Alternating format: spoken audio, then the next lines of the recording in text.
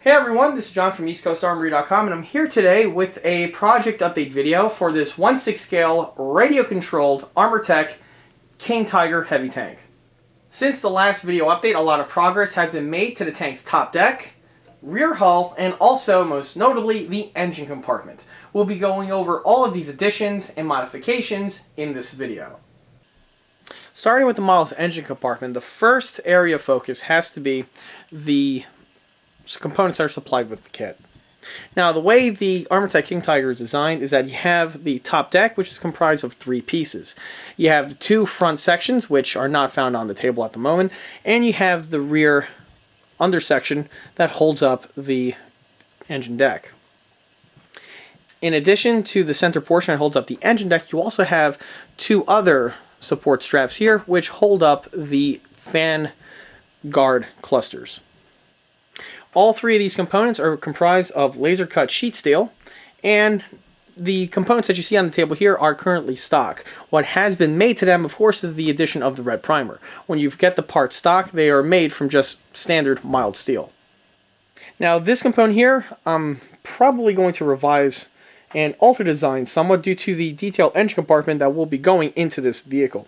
However, these 2 components that we have here and here will be mounted to the tank as is, with no mods needed to be made. Moving on from the kit supplied bulkheads and reinforcements, now takes us to the actual engine compartment itself. The engine compartment on this model is this drop-in unit that I developed over here. Now, this is basically the same type of technique that I used on the Tiger I builds that I've done in the past with engine compartments. It's also fabricated with the same type of materials. For the materials that I used, it's all Lexan plastic, which is the same materials that I also use on my other engine compartment builds. It's all glued together with reinforcement plastruct, which gives it a nice reinforced and very strong and sturdy construction. Now, one thing that I did notice when doing the research and building this unit that we have here is that the Germans really did simplify their engine compartment design compared to the Tiger I. The King Tiger, and I'm pretty sure the Panther is the same way, has a much simpler engine compartment layout compared to the earlier legacy vehicle.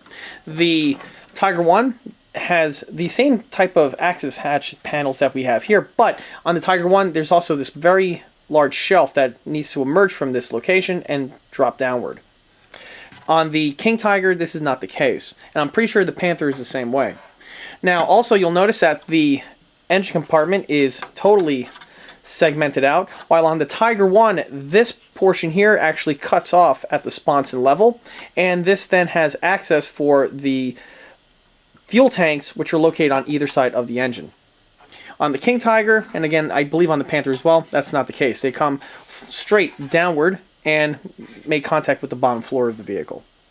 Now, if we notice, I also have these rigidity bulkheads found on either sides. This is purely for detail, and these are found on both Tiger I's and the other German tanks as well, including, of course, the Panther and obviously the King Tiger.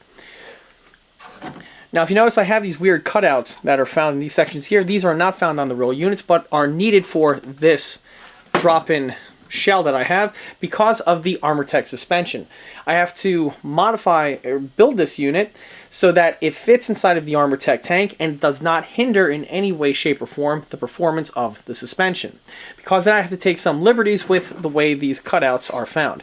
Now, once this unit is installed, you're primarily going to be seeing it from the top, and the engine will fill out most of the interior space of the engine compartment, so the visibility of these recesses here are not going to be very visible. Now, the tube sections that we have on these locations over here on the real tank are actually bushings that support the real torsion bars as they go across the spans of the bulkheads. On this model here, it's purely just for detailing. There's also a small little shelf, and again, these details are found on the real vehicle. Another key difference between the 2 engine compartments has to do with these very large cutouts that we have here on the sides. The large cutouts are for the fan cooling clusters, which get mounted in one giant subassembly and fit into these sections over here. These cutouts allow the coolant tubes that are on the engine as well as the rest of the cooling system to patch in, and it does again simplify the installation and maintenance of the vehicle compared to the Tiger 1, which had all these weird flange mechanisms that were fastened to these locations over here. Currently, this drop-in tub that we have here is ready for its coat of red primer, and then it will be mounted to the vehicle. And here's the engine compartment tub, now fully primed and mounted inside of the hull of the vehicle. The way the unit is fastened is with the use of fasteners. I have 3 bolts right here on the bottom. I have 2 more on each side here, which strap it directly to the rear plate of the vehicle. And then on both sides, I have these brass straps, which firmly keep everything mounted in place. In addition to mounting on the engine compartment tub, I also went ahead and mounted on the kit supplied side braces for mounting the fan grills once the rear of the engine deck starts getting filled out. These were mounted basically as is with really no mods needed. There was a little bit of hand feeding required due to the little strap that we have over here. With the way the strap is designed, it will make contact with the bottom portion of the support strap, and I needed to go ahead and amputate that section slightly with a Dremel. The cutting stone made short work of the clearance, and it was done to both sides. That was really the only mod needed to get the piece bolted in place. Now, moving from the engine compartment takes us, believe it or not, to the top deck. The top deck components are the kit supplied ones, and as you can see, have been fitted directly to the top portion of the hull. Now, they are currently just sitting in place. There are no fasteners or any sort of straps at the moment that have been fabricated in order to hold them in place. This will be added once the machinery is complete on the inside and we start moving to the outside portion of the vehicle.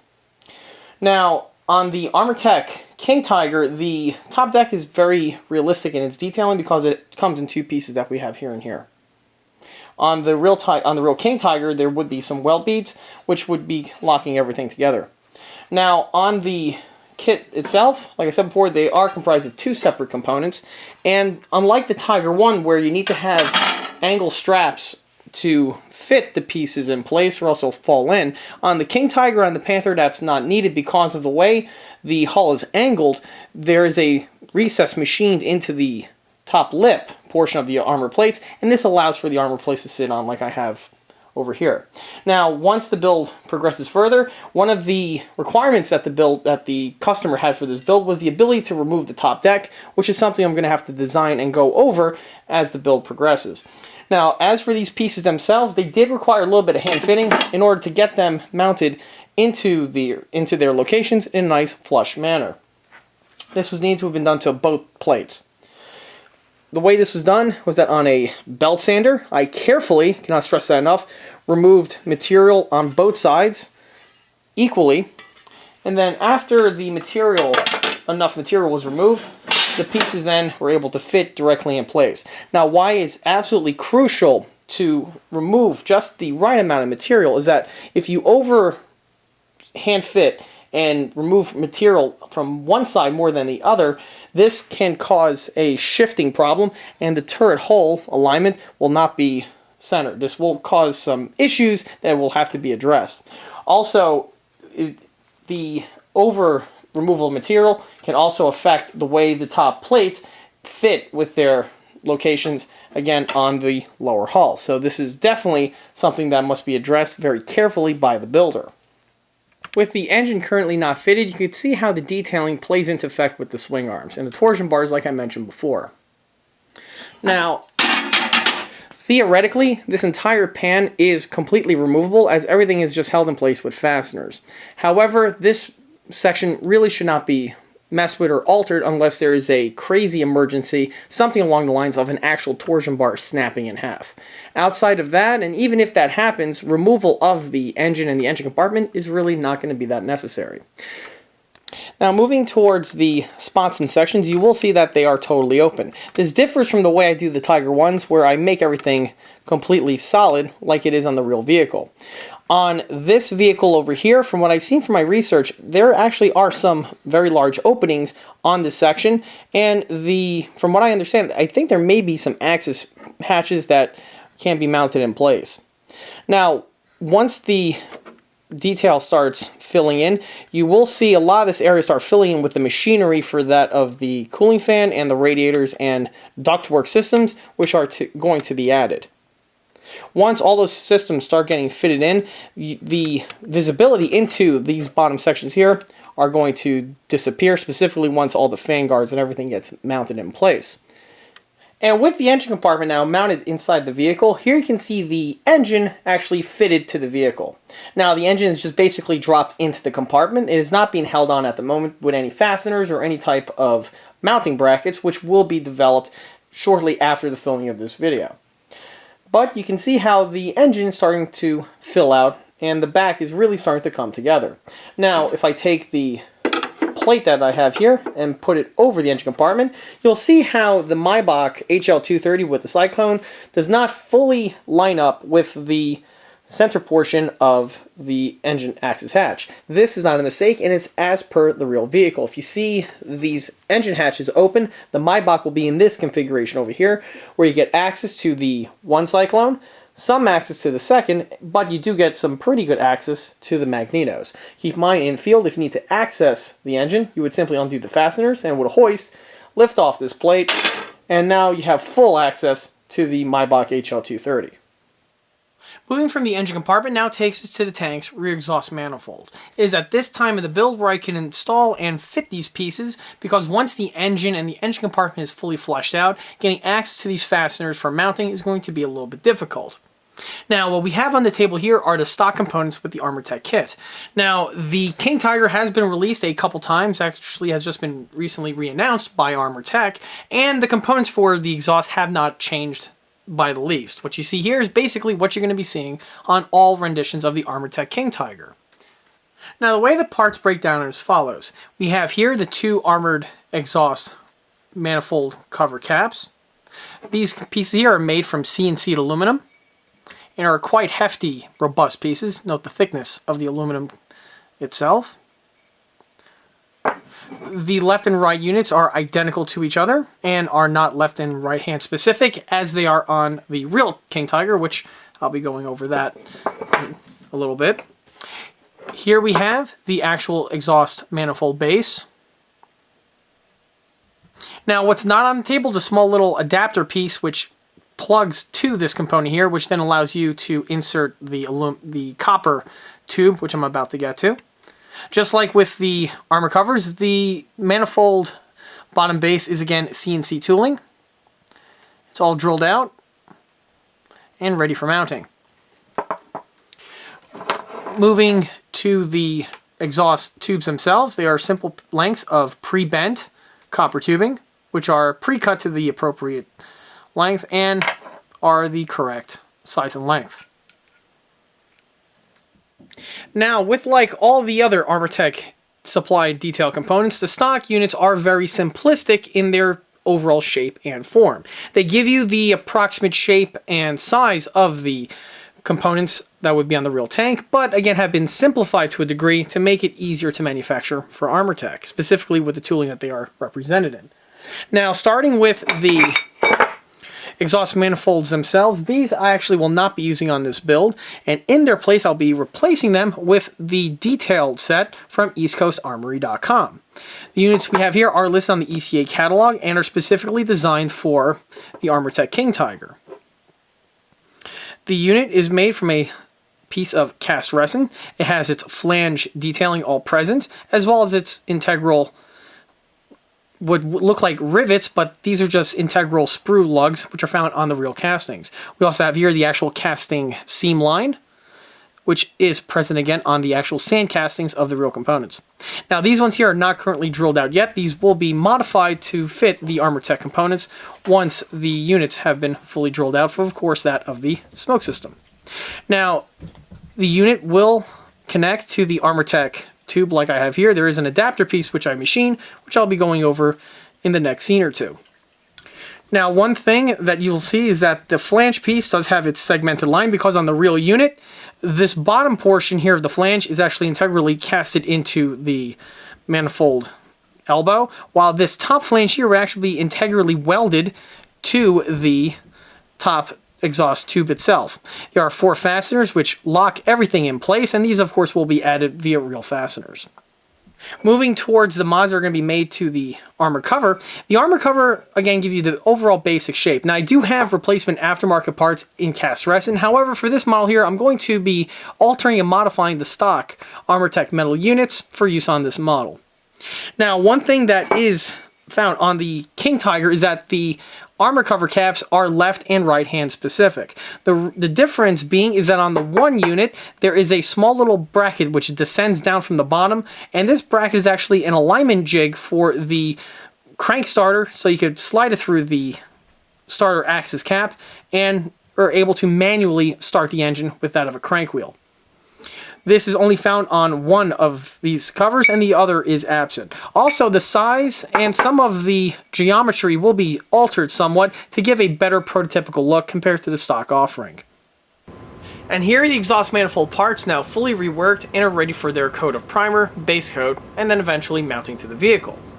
Starting with the exhaust armor covers, these are the stock Armortek units that were showcased in the previous scene. However, since then they have undergone a bit of a detailing upgrade. First and foremost, you'll see that there is a nice coat of rough cast texturing that has been applied to the smooth CNC aluminum bases. Also on the castings, you'll notice that there is a portion in the center which stands up over the casting found on the sides. This is as per the real King Tigers that I've seen and used as reference. We have here 2 lift lugs, which are very similar. Actually, they're identical to the ones found on the Tiger 1 armor covers. And the units here are made from steel and are the ones that are found on the ECA product line. On the sides here, you'll notice that I went ahead and rounded off the edges on the stock Armortek kit. These were squared off. And I also went ahead and added these 3 standoffs that we have here on each side. These again are present on the real King Tiger castings. Now what's unique is on this version over here. This version is the one that gets mounted on the right hand side. And the difference, of course, is this little bit of equipment that we have here in the lower corner. What this unit is that this is a guide for the manual starter, which gets slid into the section over here in order to crank the engine over by hand. The unit that we have here is a resin add-on and is found on the EastCoastArmory.com product line. Now, currently the only thing missing is a small little length of chain, which is supplied with the sets and will be added to this model, but like all of my chain work, this is typically done at the tail end of the build just before completion. Moving from the covers now takes us to the manifolds themselves. Here we have the completed manifolds. As you can see since the last scene, the units have been milled out and are totally hollow, which will make the smoke emitted from the smoke generator flow out of the manifolds in a nice smooth manner. Here we have the top portion. These were recycled from the stock Armortek kit, like I said before, and there is a small little adapter which connects it to the resin piece. Another modification I made was to the end here. If we notice, there's a small little rod which is integrally welded into the tube of the real King Tiger. This rod here, I believe, is a rigidity piece, and it prevents the exhaust manifold from getting crushed, which would of course inhibit the exhaust flow out of the manifold stacks. The piece was drilled just like on the real unit, and a steel rod was then inserted in place. On the bottom portion, you'll see the fastener detailing, which completes the look of the flange work. Now, like I said before, the flange is all integrally molded to the bottom casing, but now fully assembled, you get the illusion that the top portion and the bottom portion are 2 distinct pieces. And here we have the rear portion of the tank now ready for the mounting of the exhaust manifold system. Now, if you notice, I went ahead with the airbrush. I airbrushed some soot weathering on these 2 sections over here. This is a frequent feature that I like to do on these builds, specifically at this point. The reason for this is, like I often mention in these videos, is that once all of the guards and the manifold detailing gets mounted to the vehicle, you're not going to have a whole lot of access to these inner locations over here. So I go ahead and add the weathering at this point so that once the pieces go on, everything will be thoroughly painted and weathered, and you're not going to have any blank spots, which can be an issue, specifically on components like this and on a vehicle this size. And like what was just seen, not only was the inner weathering added to these sections over here of the hull, but also to the exhaust covers and even on the exhaust manifolds themselves. Now, the remainder of the weathering will of course be added, but this will be done at the tail end of the build once everything is in painting and the whole vehicle is in its weathering phase. Now, the first bit of equipment to be mounted to the tank will be the exhaust manifolds themselves. There are 4 fasteners which mount these pieces to the rear of the tank, and the holes that are found on the ECA sets are very close to the ones found on the Armortek kit. They should just drop directly in place with very little, if any, hand fitting required. For the fasteners, I will be utilizing hex head metric bolts, same ones which are used on many of the other components on these kits. And here the manifold's now fastened to the tank. The pieces went on directly with no problems whatsoever. The holes lined up perfectly with the ones found on the Armortek kit. The fasteners received a swipe of the base coat, and they kind of stick out a little bit more right now because the paint was freshly applied and they are still wet. Once the paint dries, however, it will have a more subdued look and will blend in a lot better than the way you see it here. It's at this point now where I can go ahead and mount on the armor covers. While on the fasteners, these components here were mounted on with M3 by 20 millimeter fasteners. You need the 20 millimeter length of the threaded section in order to not only have enough threads to compensate the resin standoff from the exhaust manifold, but you also have to overcome the thickness of the rear plate. Even with the 20 millimeter length fasteners, you have just a little bit amount of meat on the inside for the hex bolts to grab onto. And here on the inside, you can see what I'm referring to. As you can see, the 20 millimeter length fasteners have just enough threads protruding in order to get the fasteners on firmly in place. Of course, red Loctite was utilized for the mounting of these parts. With the exhaust manifolds mounted, the next bit of equipment to fit are the exhaust armored covers. Now, since the armored covers are modified from the kit originals, their fastener mounting holes will have no problems with aligning with the holes found on the standard kit. Now, when it comes time for the mounting, if you'll notice, the threaded sections are emerging from the outside portion of the vehicle. This is as per the real tank. Just like on the Tiger 1, the King Tiger had the fastener threaded sections welded to the rear plate, and then the armor cover would then slip on in place, and these hex nuts here would then retain it and keep it mounted to the vehicle. The reason for this has to do with the sheer weight of these cast steel components. With using this design here, with a hoist, you would have the cables hold up the exhaust covers. They would then slide onto their threaded sections, and then this would hold them in place until the nuts were then fully torqued down. Now, the reason why I bring this up is that this is one bit of detailing which is very easily done, but is also one that is very easily overlooked. If installed with the fastener heads on the outside of the model, it does hurt the look of the model as opposed to mounting them on in reverse. Now, this exhaust manifold here is 100% complete, and this one here is going through its final stages. You'll notice that the threaded sections emerge more from the rear hull compared to this unit. That is because I went ahead and trimmed these threaded sections with a Dremel with a cutting stone. The reason why I have these elongated sections is because I substituted the kit fasteners with several of my own. By cutting off these sections, this will give me the correct length of the fastener that needs to be emerging from the exhaust manifold cover.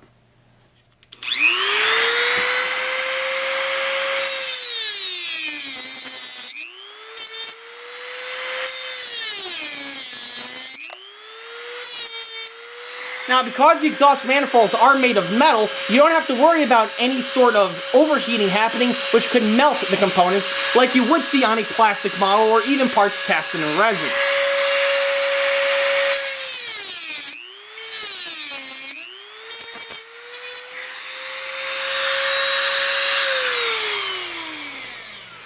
And here we have the fasteners now trimmed to the appropriate lengths. I'm going to do the exact same procedure to the opposite side of this manifold cover. And here you can see the fasteners now trimmed to their appropriate lengths. And by completing this procedure, the exhaust manifolds are done and are fully mounted to the vehicle, and I can progress to the next bit of detailing. Now that the manifold cover cap is mounted, you can see how this little lineman tool is designed to work. Over here we have the axis cap for the manual starter. With this little bit of equipment in place, this will then allow you to insert the crank rod into place, and it'll hold it while you are rotating the flywheel to start the engine. With the engine compartment now fully fabricated and mounted into the vehicle, the next area of focus will be the battery tray and equipment floorboards, which will be mounted on the remainder of the interior portion of the model. This, of course, will be discussed in the next video update. And with that, that wraps up this project update video for this 1/6 scale radio-controlled Armortek German King Tiger heavy tank. If you like this video, be sure to subscribe to the channel where you can get updates on new model showcase and project update videos when they get posted. Another way to keep in the loop of new posted content is by liking us on Facebook. There I have more pictures of this particular build from project start, as well as the other smaller and larger scale builds that have been posted on the channel in the past. In addition to that, don't forget to swing by eastcoastarmory.com for more 1/6 and 1/16 scale builds and detail components. Thanks for watching.